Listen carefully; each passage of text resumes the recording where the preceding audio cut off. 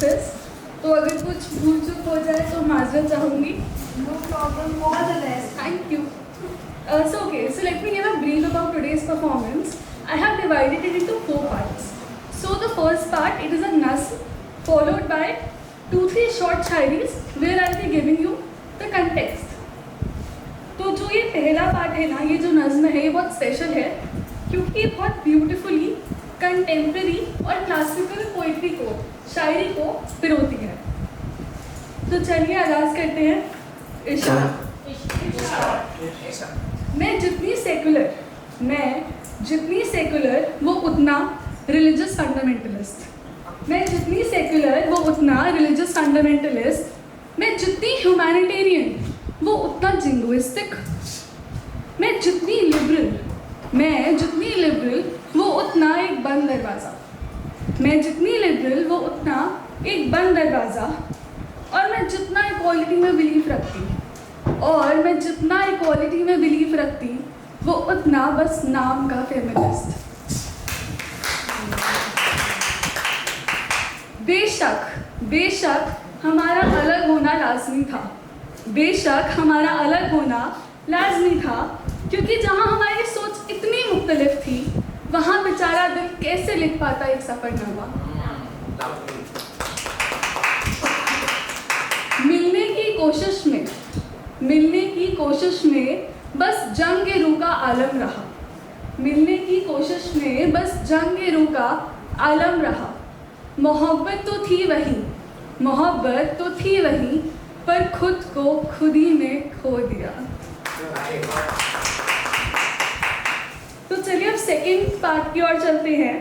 And this is based on the realization that no matter आपके इरादे कितने नेक रहे हों, some people will always misunderstand and वो हमेशा गलत ही समझेंगे।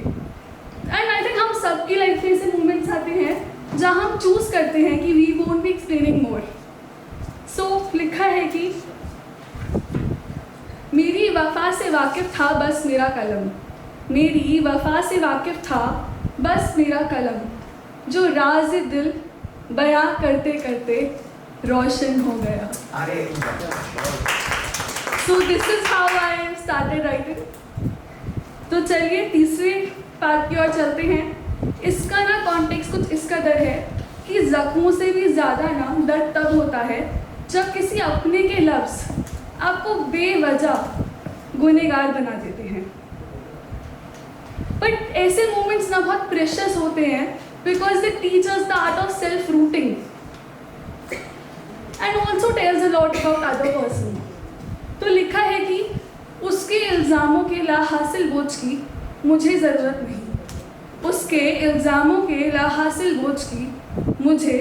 नहीं, मैं अपनी दास्तान की खुद शाहिद एहसास हूँ।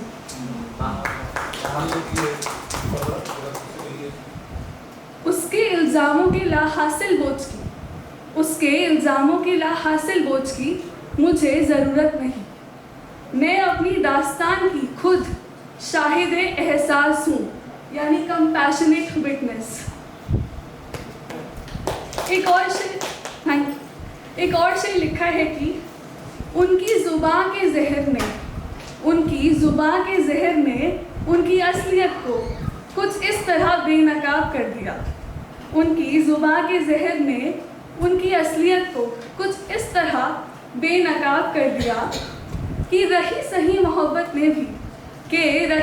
मोहब्बत ने भी उसी वक्त अपना दम तोड़ दिया।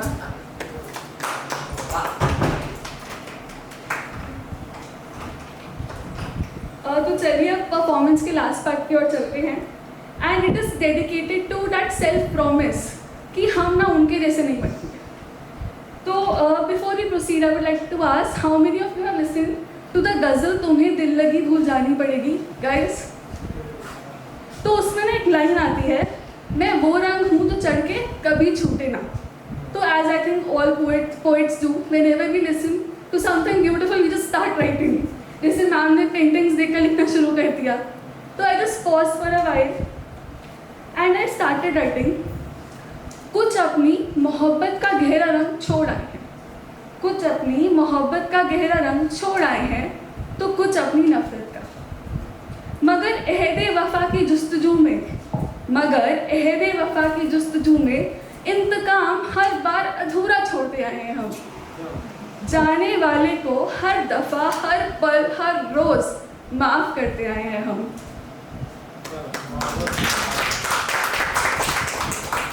अब जो अगली दो शायरियाँ हैं ना, उनमें थोड़ा गुस्सा है, थोड़ा गुरूर है, थोड़ी सी ग्रेस है और बहुत सारी दुआएं हैं। तो लिखा है कि तुम शुक्र मनाओ, तुम शुक्र मनाओ, मैं खामोश हूँ अभी। तुम शुक्र मनाओ, मैं खामोश हूँ अभी। दिल में बेशक तूफान है, दिल में बेशक तूफान है, मगर मेरे लफ्ज़ तेरे खिलाफ कुछ बोलना अपनी हार मानते हैं।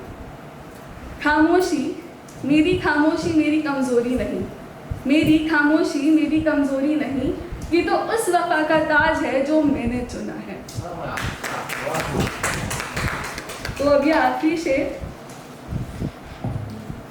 अर्ज करती हूँ। ना मेरी मौजूदगी उन्हें सुकून दे पाई, ना मेरी मौजूदगी उन्हें सुकून दे पाई, और ना ही मेरी खामोशी, ना मेरी मौजूदगी उन्हें सुकून दे पाई, और ना ही मेरी खामोशी। जान चुकी हूँ वो सुकून से महरूम है, जान चुकी हूँ वो सुकून से महरूम है।